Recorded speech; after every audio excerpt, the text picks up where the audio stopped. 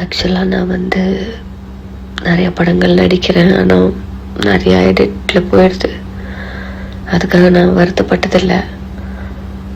But ஜனநாயகனில் நான் நடித்த scene edit ஆனது ரொம்ப வருத்தமாக இருக்குது.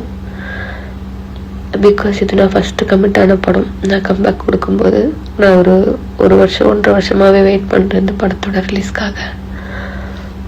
அதுவும் சாரோட காம்பினேஷன்.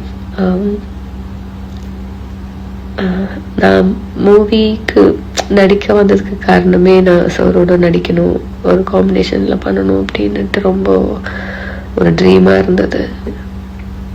படம் சூப்பராக இருக்குது, எல்லோரும் வந்து பாருங்கள். விமன் எம்பவர்மெண்ட் வேறு. அடுத்து படங்கள் அவர் நடித்தாருன்னா நம்ம ட்ரை பண்ணி நடிக்கலாம். பட் இது அவரோட கடைசி படம்.